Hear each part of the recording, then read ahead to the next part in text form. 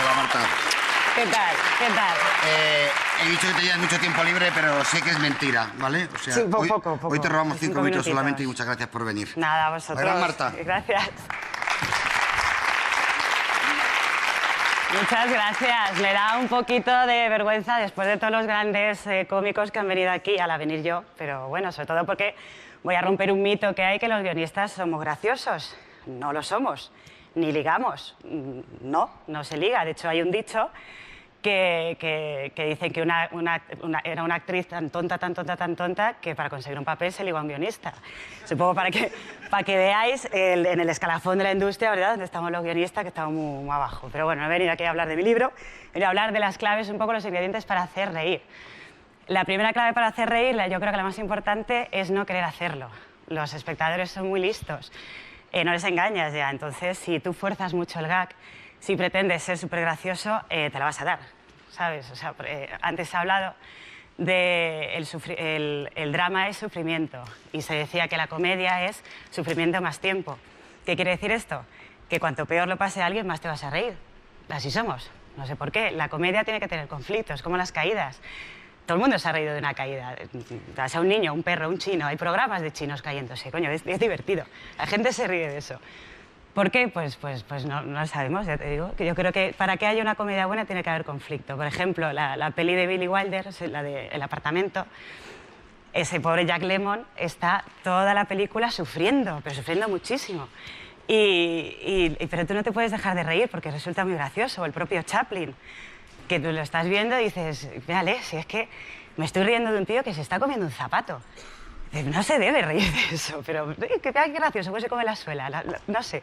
Hay algo ahí que crea el conflicto que nos hace gracia, sobre todo pues los males ajenos. Cuanto más ajenos, mejor, ¿no? Pero sobre todo eso, el conflicto es muy importante. También es muy importante jugar con la información. El espectador tiene que tener un poquito más de información que tenga el personaje. Esto lo decía ya Hitchcock. Ponía un ejemplo muy sencillo, que si tú estás viendo a un señor leyendo un periódico sentado en un sofá, es un coñazo de escena que no puede más, pero si el espectador sabe que debajo de ese sofá hay una bomba que va a estallar en menos de un minuto, la cosa se vuelve un poco más interesante, ¿no? En 7 vidas jugábamos mucho con eso. Y me acuerdo en un capítulo, el último capítulo, no sé si os acordáis, que Sole pues le iban a embargar el piso, entonces tenía que hacer mudanza, tenía que quitar los muebles y tal, estaba en eso, ¿no? Pero no se lo quería decir a Gonzalo, no sé si os acordáis del personaje de Gonzalo, que era tan sensible, y no se lo querían decir para que no sufriera, ¿no? Pero claro, Gonzalo, cuando llegaba a casa de Sole, veía cada vez el piso más vacío. Entonces decía, Sole, aquí antes había una lámpara. Y Sole hacía así, no, Gonzalo, aquí nunca había una lámpara. Entonces, claro, Gonzalo se quedaba así, pensaba, me estoy volviendo loco, y el espectador disfrutaba en su casa porque él tenía una información que Gonzalo no tenía. Eso funciona siempre, ¿no? También otro ingrediente que puede ser contrario casi al que acabo de decir es el elemento sorpresa. Siempre es importante sorprender al espectador. De hecho, hay un documental que se llama Usted de qué se ríe, que hablan de otra fórmula, que es gag es igual a presentación más engaño más sorpresa, ¿no? Por ejemplo, si imaginemos que vosotros sois periodistas, ¿vale? Y yo soy la Soraya Sáenz de Santa María, soy la portavoz del gobierno y voy a hacer una rueda de prensa. ¿Pero qué pasa? Que he venido de una despedida de soltero, se me ha olvidado cambiarme, entonces voy así a la rueda de prensa. Y os empiezo a hablar del conflicto catalán. Estos catalanes, bueno, pues tienen un tema encima de la mesa, así, ¿no? ¿Qué pasa? No es una situación normal. No se suele dar en una rueda de prensa de gobierno, desgraciadamente, porque sería mucho más divertido. Y entonces he creado un elemento sorpresa, ¿no? Estáis esperando una cosa y de repente aparece otra, una situación distinta. Que se me cae esto.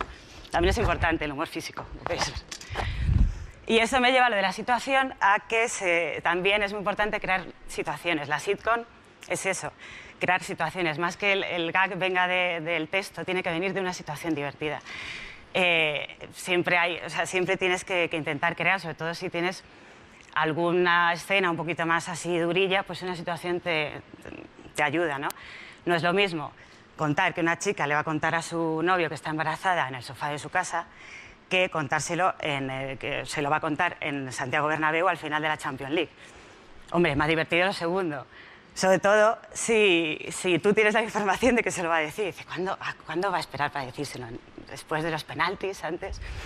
Pues eso es muy importante. Si habéis visto el Guateque, la peli del Guateque, ahí están todas las situaciones cómicas, yo creo que se puede dar en el mundo. Es un ejemplo maravilloso. Me falta una situación, coño, voy al Guateque y la pillo, ¿no?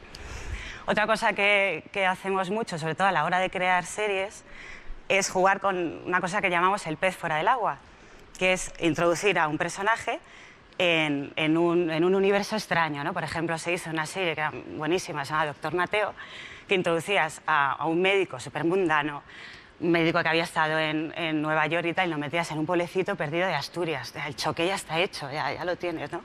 O más recientemente, Big Bang Theory, que metes a 4 flipaos de las ciencias y Star Trek y le metes a una rubia buenorrísima, camarera, medio boba, y entonces, claro, eso es un choque maravilloso entre ellos y esta chica, ¿no? Entonces eso siempre funciona. Como el ritmo es fundamental también en la comedia. Se puede jugar de varias maneras, no hay que hacer un gag por parlamento, nadie es tan ingenioso para hacer un gag. Pero siempre jugar con ritmo, ¿no? Es un pam, pam, pam, pam, y ahí metes un gag bueno. O las pausas, no sé si os acordáis, las chicas de oro hacían unas pausas tremendas, unas miradas, era buenísimo. O las repeticiones, eso suena a los running gags. Pues si tienes un chiste bueno, repítelo 3 veces. Si lo tienes malo, repítelo también, porque te va a funcionar, ¿sabes? Los running gags funcionan muy bien por eso, y es un elemento que usamos muchísimo. Y otra cosa también, no sé si os suena el cortamiel, que a mí me gusta mucho. Es una jerga, ya sabéis, unos nombres maravillosos. Running gag, cortamiel. El cortamiel es cuando hay una escena muy intensa o de amor, o de se ha muerto tu padre, o no sé qué, cortar esa escena con un gag, ¿sabes? Para acabar arriba. Imaginaos, por ejemplo, me hubiera encantado que Titanic, soy el rey del mundo, soy el rey del mundo, de repente apareciera un tiburón, rollo sarnado, y se come la cabeza al Leonardo, ¿sabes? Algo así, ¡buah! Eso sí que hubiera sido un cortamiel maravilloso, no lo hicieron, lástima. Y ya por último, es muy importante reírnos de lo que conocemos. Yo creo que es fundamental, es una cosa, ha estado aquí antes Dani Rovira, que han hecho muy bien en 8 apellidos vascos, lo de reírte de algo que conocemos, joder. Y nosotros también yo creo que tenemos que escribir de lo que conocemos, no vamos a irnos a escribir otra cosa. Tú cuéntale a un noruego un chiste de Lepe, flipará, no entenderá nada, o sea que hay que dar las cosas que conocemos, es fundamental. Como es fundamental una cosa que también han conseguido en 8 apellidos vascos, que es, han recuperado yo creo la capacidad que hay en España de reírse de uno mismo. Yo creo que eso es maravilloso y chapó por ellos, es fundamental. Y ese yo creo que es el último ingrediente ya para acabar, saber reírnos de nosotros mismos. Así que nada, larga vida a la comedia. Gracias.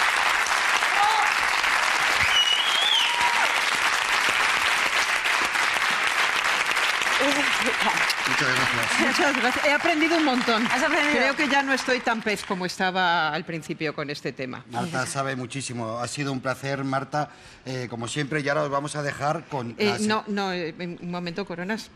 Me tienes que dejar a mí porque te tengo una sorpresa. ¿Qué ha pasado? ¿Tenemos un retraso? ¿Eh? Del embarazo, digo. Anda ¿no? ya. ¿No? A ver, quiero que el Orfeón de Alaska y Coronas se ponga de pie, por favor. ¿Qué es esto, Cari? ¿Qué estás haciendo? Bueno, les dejamos con un nuevo capítulo de 1, 2 y 3. ¡Puta fría! ¡Puta fría! ¿Qué? Para que luego digas que no pienso en ti y que no hago cosas por ti.